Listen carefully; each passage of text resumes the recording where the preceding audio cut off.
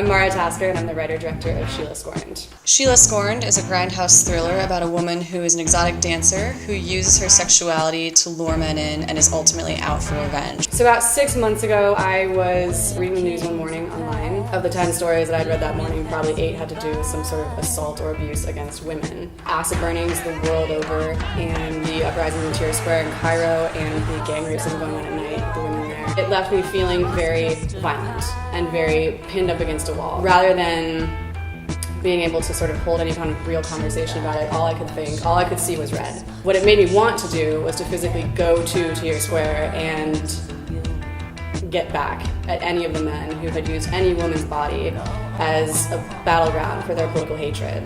But because I can't do that, I turned to the page and started writing the story.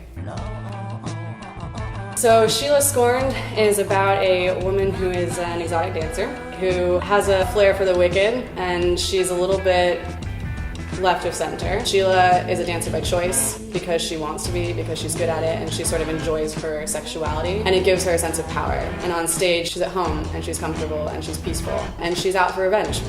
She wants to level the playing field against anyone who's messed with her in the course of her life. So many scenes from so many scripts where there was this moment where a guy started to fall for a girl. She says something witty and sarcastic, and then she kind of like punches him or headlocks him, and then they like start to wrestle, and then they have sex. And she's the one after that because she was like really fun for a second. It's not enough to me. That's not an interesting female character just because like for a second she's quick-tongued. I think of Tarantino films, and I think of the way that Tarantino handles women. He doesn't really sexualize the characters. They're not designed to be hot. They're not designed to be attractive, and they are still beautiful.